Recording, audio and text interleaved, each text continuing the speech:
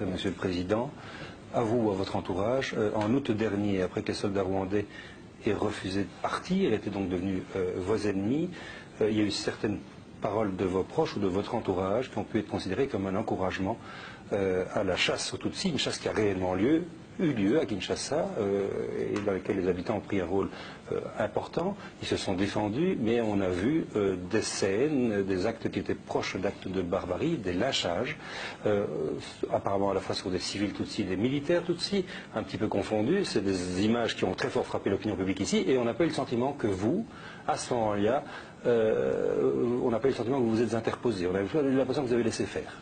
Comment est-ce que vous réagissez par rapport à ça? Écoutez, nous sommes habitués au montage, à la calomnie, au mensonge contre la République depuis que nous avons pris le pouvoir. Nous sommes très habitués à cela.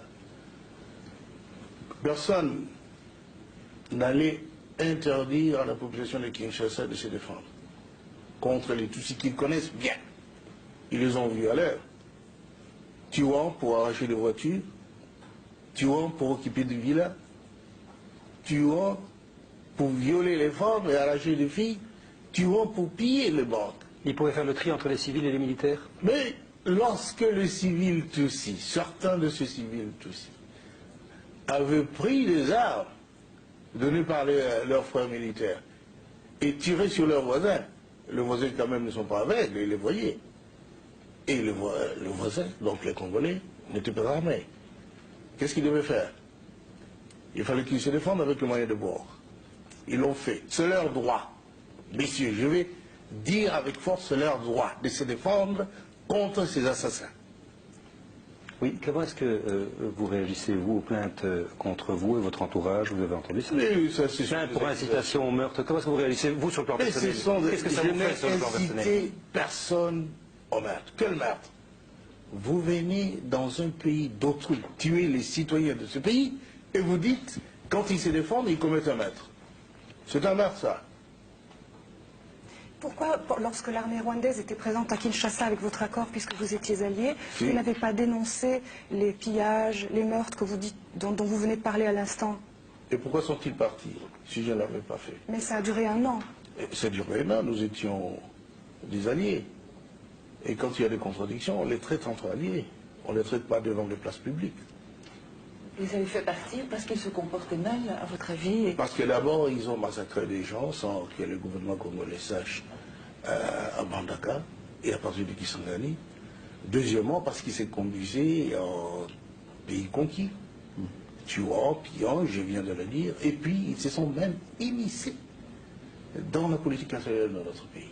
Est-ce que ça n'est pas, excusez-moi, est-ce que ça n'est pas relativement normal dans la mesure où vous avez fait appel à eux pour arriver au pouvoir? Ils ont demandé quelque chose en échange. Ou vous y attendiez? Enfin. Messieurs, notre alliance était une alliance d'intérêt. Comment allait-il durer au pouvoir si nous n'avions pas, nous, forces armées congolaises, maintenu les Hutus en état d'incapacité opérationnelle? Ils en avaient besoin. Et c'était de ça que nous avions parlé lorsqu'ils devaient nous laisser le temps de faire passer les armes pour entrer aux Zaïd alors. Nous n'avions qu'une mission, chasser la dictature chez nous et démocratiser la société. De deux, nous sommes contents de ce qui s'était fait. Mais ils ont voulu maintenant plus.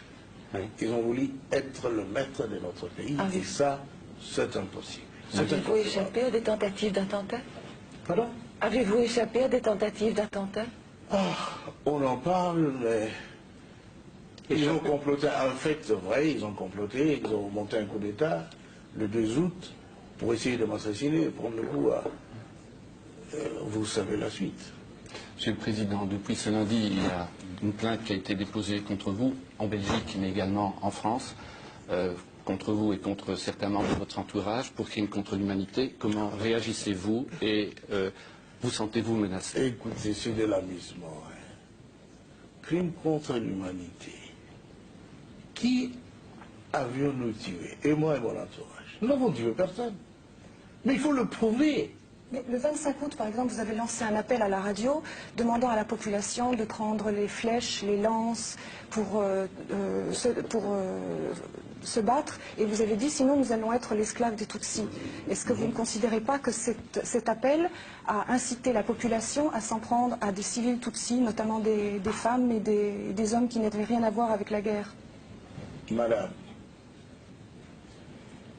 je ne suis pas forcé de vous dire qu'il ne faut pas croire que notre peuple est si naïf pour laisser les esclavagistes venir l'égorger, les soumettre à des exactions que notre peuple connaît tellement, parce que voisin des Tutsis et des Hutus. Et vous vouliez que le peuple congolais ne défende pas, par l'appel de son chef, son territoire, sa vie. Qu'est-ce que c'est pour un pays? Même chez vous ici en Europe, on a fait des appels pour vous défendre contre les nazismes. Et alors, vous voulez que les Congolais laissent venir d'autres nazistes, d'autres racistes, les occuper et qu'ils ne se battent pas parce qu'ils n'ont pas d'armes? Ils doivent utiliser leurs flèches et tous les moyens qui se trouvent dans leurs mains. Et ils l'ont fait.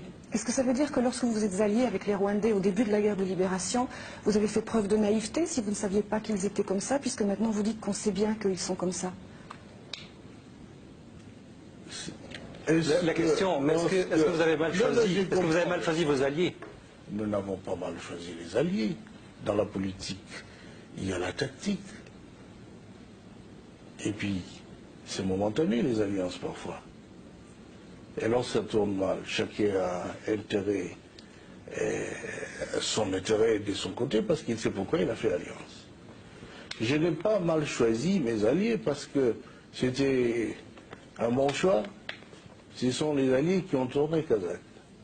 Justement. Et non, non. Oui, Madame Rack.